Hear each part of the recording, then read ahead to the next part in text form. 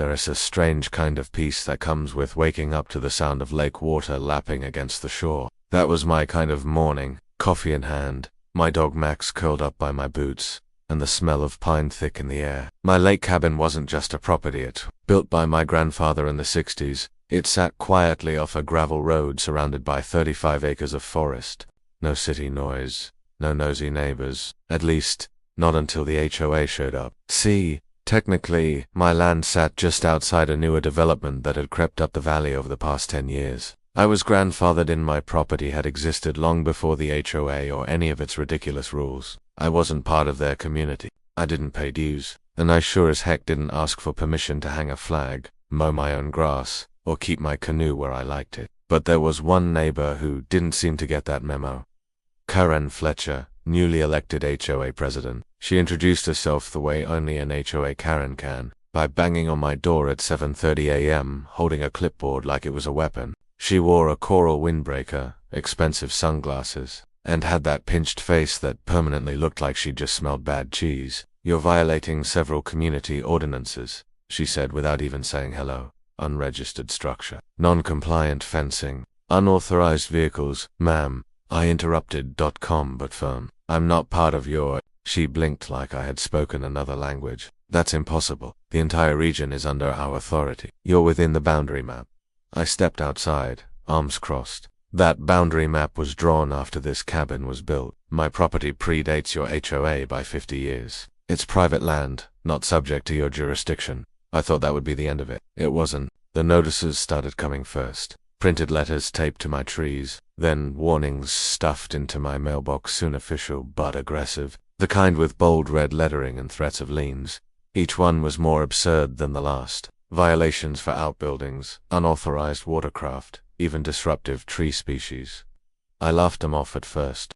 Max and I went about our days fishing, repairing the dock, enjoying the quiet. But something about Karen's tone, that smugness behind her every word, stayed in the back of my mind. Then one afternoon, after being gone for 2 weeks to visit my daughter out in Colorado, I came back to something that nearly made me collapse. My cabin was gone. Not vandalized, not burned. Gone. Leveled, bulldozed to the foundation. In its place sat a crooked, laminated HOA sign reading, "Future site of Community Rec Center." I couldn't breathe. The trees I planted, the stone chimney I rebuilt with my own hands, the porch where I'd proposed to my late wife, all of it destroyed. Max let out a confused bark as we stood there in disbelief. It wasn't just a violation of property, it felt personal, surgical, vicious. And then I saw it nailed to a remaining beam, like a trophy. A signed order from the HOA Board of Directors, claiming abandoned structure acquisition, citing Local Ordinance 1-B. Only problem, that ordinance didn't apply to private land. And this was my land. I tried calling the county recorder's office. The line rang and rang. Finally, someone answered and I gave them my property parcel number. And that's when it got worse. "Sir, this property was transferred 2 weeks ago to Lake Pine HOA Development LLC. Looks like a quitclaim deed was filed, signed under your name." "What? That's a forgery. I never signed anything." "Sir," he said flatly, "you'll have to take that up in court." Karen had forged my signature, or someone on her board had. Either way, they'd sold my land right out from under me and demolished my home. And now they were planning to build a clubhouse on it. My hands were shaking. I wasn't just mad, I was ready to burn their entire crooked operation to the ground. But I didn't scream. I didn't call the cops. Not yet, because I had one advantage they didn't know about. Before retiring, I spent 22 years in law enforcement, including 5 as an internal affairs investigator. And now, I was going to make the HOA regret everything. The next morning, I drove down to the county records office with every deed, tax receipt, and property survey I'd ever kept meticulously filed in a weathered black binder I'd had since my Navy days. The receptionist barely looked up as she waved me toward a row of computer terminals and handed me a yellow numbered ticket. I didn't care about the wait. I had one mission: to figure out how an HOA I never joined managed to claim authority over land I owned, free and clear. 2 hours later, I was sitting across from a clerk named Mark, who took one look at my documents and raised an eyebrow. "Sir," he said cautiously, "this is going to sound crazy, but your parcel shouldn't be affected by any zoning changes. It's outside the Lakemont subdivision boundary by about 300 feet. My stomach dropped. Then how did they claim it? He tilted the screen toward me and pulled up a map, one that looked like someone had taken a digital highlighter and smeared it across the county lines. A new boundary line, marked in red, now included my cabin, but it was enough. The HOA submitted an amended map when the Watershed Act went through, he explained. Looks like the council approved it without reviewing individual parcel overlaps. Not typical, and frankly, it smells like overreach. Overreach was an understatement. This was trespassing by paperwork, and I was starting to see the bigger picture. Karen and her HOA board were playing a long game, annexing nearby cabins and unused land under the guise of community regulations so they could flip properties at a profit. And I wasn't just the target, I was a problem. Someone with military discipline, a paper trail, and no intention of rolling over. When I got back to the cabin, the first thing I noticed was the yellow sticker on my door. A violation notice. Non-compliant structure. Subject to demolition pending. Administrative review. My blood boiled. That wasn't just intimidation, that was a warning shot. But I had a few moves of my own. The next morning, I called my lawyer, a Marine vet named Lou, who had a particular talent for cutting through bureaucratic BS when I explained the situation. He didn't hesitate. We're filing a cease and desist. Then we're going after their deed filings. If they faked jurisdiction, it's fraud. But Karen wasn't done yet. That same afternoon I heard the rumble of heavy equipment rolling down the gravel road.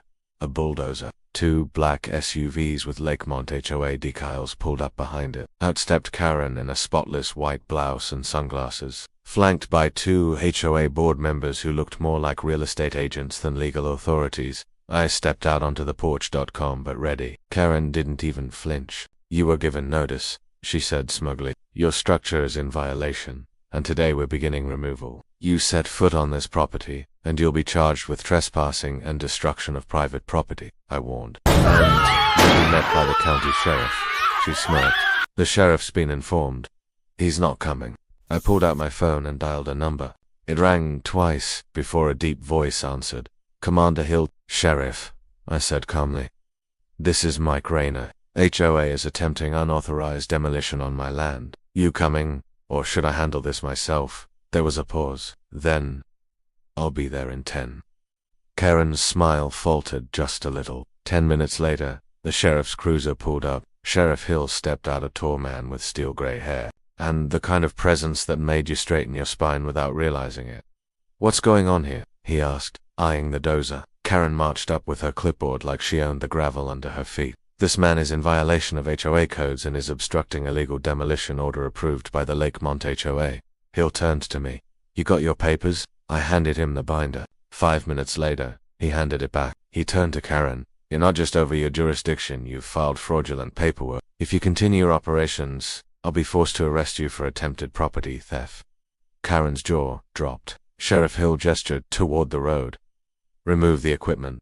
Now. As the bulldozer reversed down the hill, I locked eyes with Karen. She didn't say a word, but I could see the panic setting in. She'd picked the wrong veteran to bully. Karen may have left that day with her tail between her legs, but anyone who's dealt with her kind knows they don't quit. They regroup.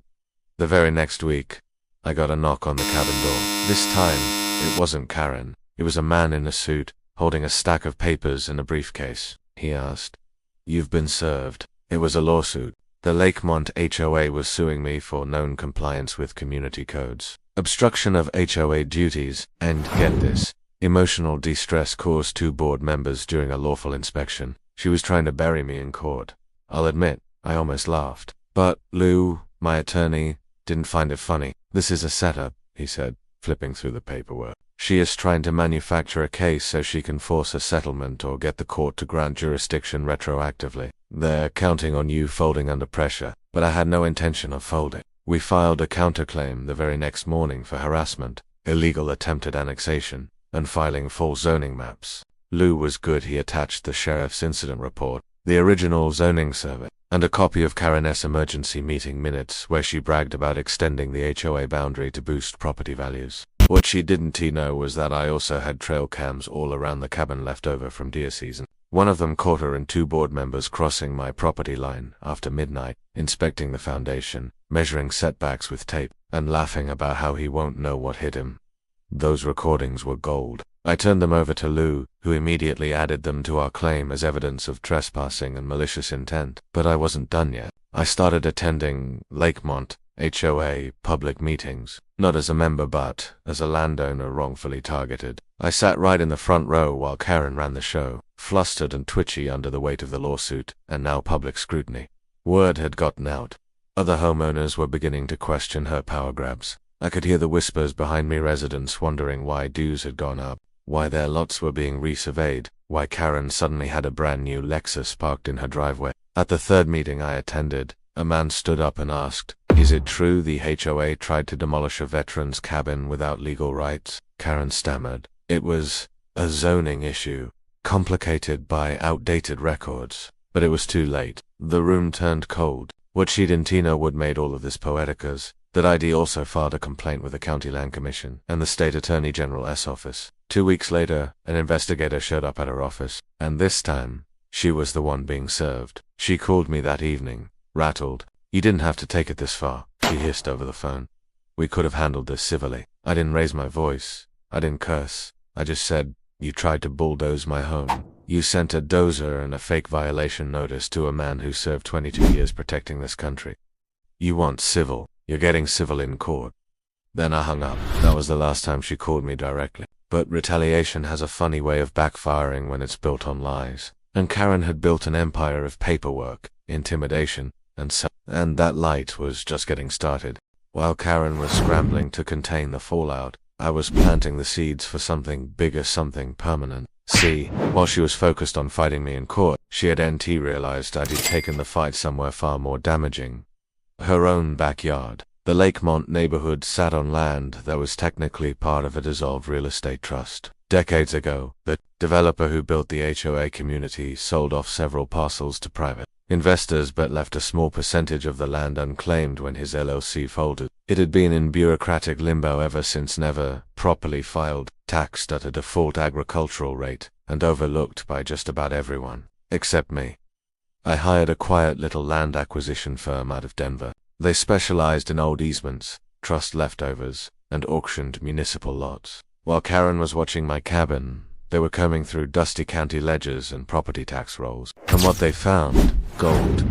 Turns out, nearly 16% of Lakemont's common areas, including a portion of the lake trail, the boat ramp, the tennis court, and the front gate lot, had never been formally claimed or titled under the HOA. They were still owned by the original landholding company, which had defaulted on taxes over 5 years ago. In other words, they were eligible for public auction. I wired the money that same week.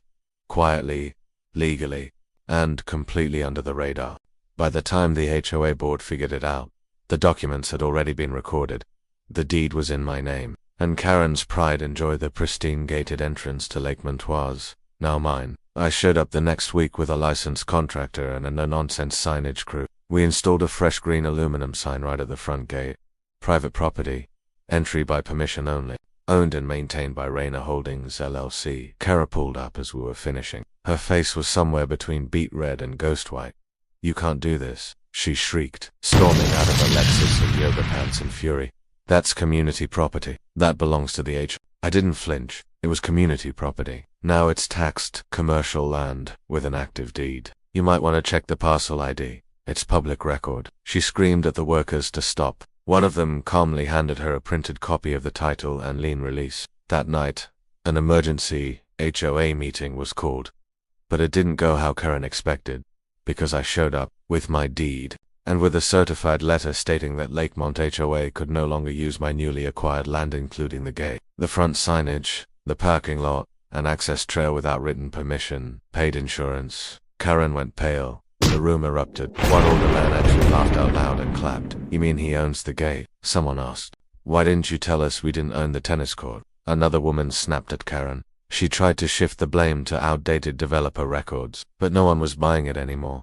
The illusion had shattered. Within 2 weeks, 3 other board members resigned. Karen held on, desperate to keep control, but the lawsuits, investigations, and now public embarrassment had done their work.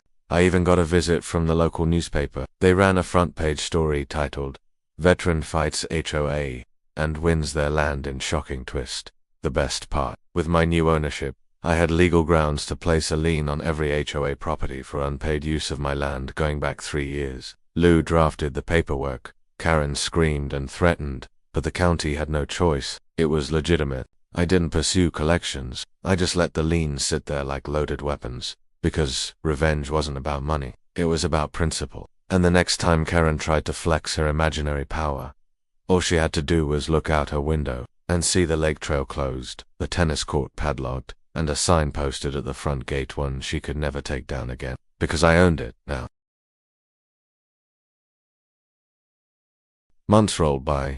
Karen didn't go quietly. She filed complaints with the city, the county, even tried reaching out to the state attorney general's office, anything, to claim I had somehow stolen HOA land. But every time, she ran into the same brick wall. Cold, hard legal documentation. The very rules and codes she'd worshipped like gospel were now being used to fence her in, piece by piece. She had lost the gate. She had lost the walking trails. The courts were next. The judge overseeing my original lawsuit ruled decisively in my favor, awarding me damages for the illegal citations, the trespassing, and the stress caused to my wife and I. Karen was personally fined for acting outside the scope of her authority. The HOA board's insurance refused to cover it. They threw her under the bus and then ran her over twice for good measure. Vendors stopped answering her emails. A landscaping company she'd worked with for 8 years dropped her account after being served a cease and desist for operating on what was now my land. The tennis instructor who gave lessons at the court, gone. Even the neighborhood Facebook group, once a hive of Karen loyalists, turned on her like rabid wolves. But the final blow came not from me, but from within her own walls. Her husband left. I didn't know him well, but I'll never forget seeing his SUV pull out one morning, packed to the brim. He gave me a look, not angry, not sadist, tired. Then he drove off without saying a word. Karen spiraled. Her once perfectly manicured lawn started to brown. Her house, once a local model of suburban perfection, sat with 2 burned-out bulbs in the porch fixture for weeks. No decorations at Halloween, no lights at Christmas, just silence and wilted pride. The HOA removed her. It wasn't even dramatic. One of the new board members, a retired banker named Susan, simply called for a vote. Karen was out in under 30 seconds. No one seconded her defense. No one even looked up as she walked out. They didn't clap. They didn't cheer. They just moved on without her. And me? I sold the lake cabin. Not out of spite, but because my wife and I had gotten what we came for. We moved farther north, quiet town. No HOA, just pines and snow and real neighbors. The kind who wave and help you shovel the driveway instead of handing you a violation notice. Because your trash bin was visible for 7 minutes past pickup. Before I left, I donated the lake trail land to the county for public recreation. I kept the tennis court. Though, sometimes I drive by Lakemont just to see the new sign they were forced to install at the entrance. It reads, "Welcome to Lakemont. Access via county easement only. No gate. No pride. No caring." The irony. The very woman who used HOA rules to crush others ended up getting crushed by them. She weaponized bureaucracy and power, only to fall on the sword she sharpened herself. Her downfall wasn't caused by some grand scandal. It was caused by one thing. She messed with the wrong man. And that man, read the fine print. And as for me, I still sit out on the porch of my newly renovated lakeside cabin every evening, enjoying the quiet ripple of the water and the laughter of neighbors who actually respect boundaries. The old HOA office. It's a family-run kayak rental shop now. Funny how things work out when you stand your ground and fight back the right way. If you want to see more stories like this, don't forget to hit that like button and subscribe for more wild HOA drama every day.